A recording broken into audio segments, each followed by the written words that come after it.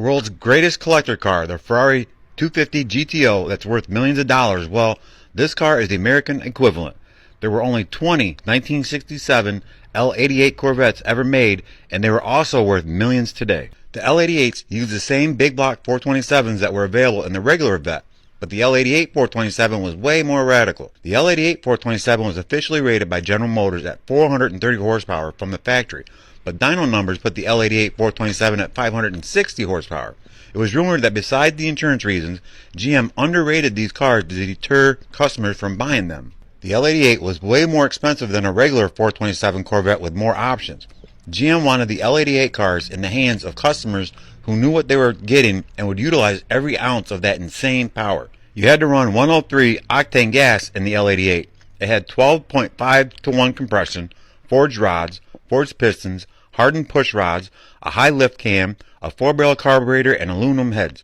There was no heat, no air conditioning, no radio, nothing.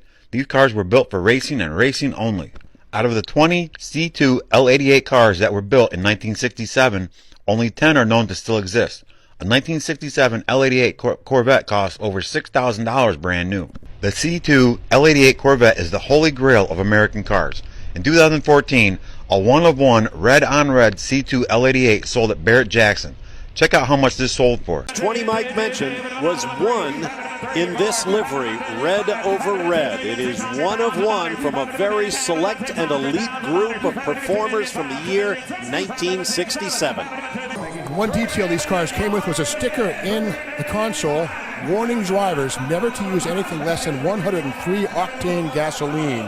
That's because these had 12.5 to 1 compression. Anything less would cause detonation and potentially really hurt the engine. Car is for sale to the highest bidder. T-shirt Bubba Watson, former Masters golf champion. With a total of 6 consecutive wins at Le Mans from 1960 to 1965, Ferrari dominated with the 250 GTO and the 250 Testarossa. Henry Ford wanted in and offered Enzo Ferrari $10 million for half a share of Ferrari racing. After 9 months of negotiations, Ferrari said nope. So Henry Ford did what any American would have done. He set out to wipe the pants off of Ferrari at Le Mans. He put Carroll Shelby in charge of making a car that would win at Le Mans. Carroll Shelby recruited Ken Miles to help him, and together they unveiled the GT40. The Mark I GT40 was powered by a 289 cubic inch V8, while the Mark II GT40 was powered by the 427 V8. The Mark III was a street legal version, and that got the 289. It was called the GT40 because it was only 40 inches tall, and it also weighed 1,800 pounds, which was 300 pounds lighter than its rival Ferrari. In the 1966 Le Mans, the GT40 Mark II car broke Ferrari's winning streak, making Ford the first American manufacturer to win a major European race since 1921.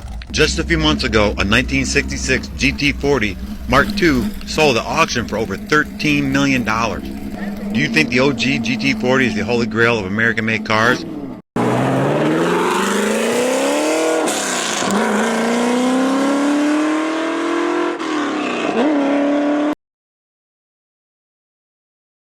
When you think of Holy Grail muscle cars, the 1971 Plymouth Barracuda Hemi Convertible is at the top of that list.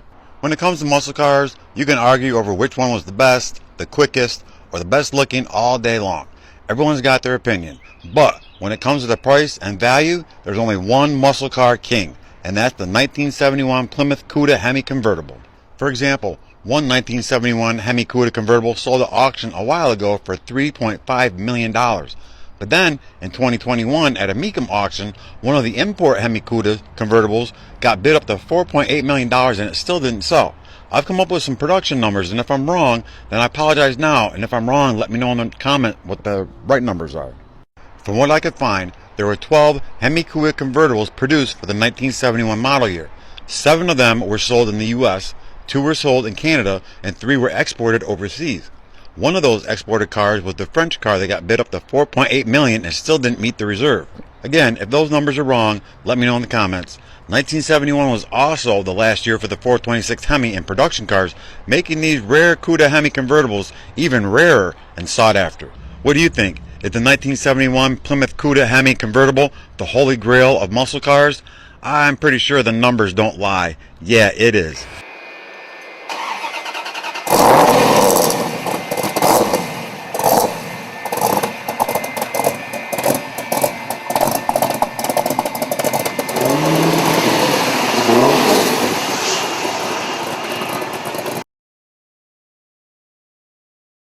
I previously made a video on the L88 Corvette being the holy grail of American cars.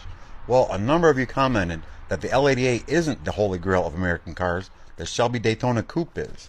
I consider the Shelby Daytona Coupe as strictly being a race car, but it's still an American car that can fetch an ungodly amount of money the very few times one has ever been available. Just in case you don't know what the Shelby Cobra Daytona Coupe is, well, it was probably the coolest of the Ferrari killers. Carroll Shelby was given the task to build a race car that would beat Ferrari in the World Sports Car Championship. He teamed up with Peter Brock and they built 6 of these cars. The Shelby Cobra Daytona Coupe is pretty much a Shelby Cobra with a coupe body. Peter Brock designed the aerodynamic coupe body and the cars were built by Shelby American. Peter Brock was given 90 days to design and develop a body that would fit onto a 289 Cobra chassis. FIA rules at the time stated you could rebody an existing car, but you couldn't have a whole new chassis without going through the whole homologation process again. 90 days later, they took the coupe to Riverside, California and ran 186 miles an hour, and the Shelby Cobra Daytona Coupe was born. The Shelby Cobra Daytona Coupe won the 1965 World Sports Car Championship over Ferrari. It set multiple land speed records at the Bonneville Salt Flats. It won the GT class at Le Mans, Daytona, Sebring, the Nürburgring, and more. It did exactly what it was built for, beat Ferrari. The last time I could find that one of these 6 cars that were built sold at auction was 2009. It sold for a record $7.25 million. At that time, that was the most an American car had ever sold for. If one of the original 6 were to ever go up for auction today, it was estimated that it would sell for over $15 million. So, is this the holy grail of American cars? Let me know in the comments.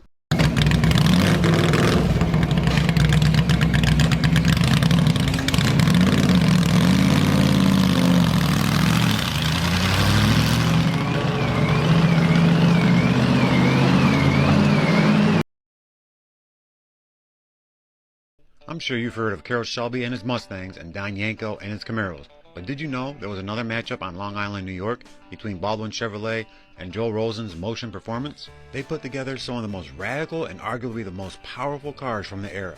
Baldwin Motion took new Chevrolets, sold through Baldwin Chevrolet in Baldwin, New York, and then delivered them to Joel Rosen's Motion Performance Speed Shop, which was right down the road from Baldwin Chevrolet.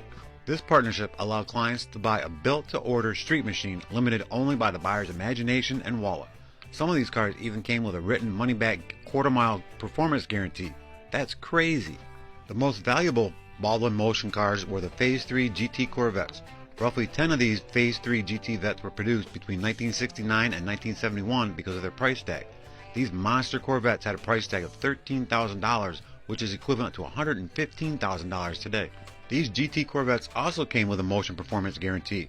Quote, "We think so much of our Phase 3 supercars that we guarantee they will turn at least 120 miles per hour in 11.5 seconds or better with a motion performance approved driver on an AHRA or NHRA sanctioned drag strip."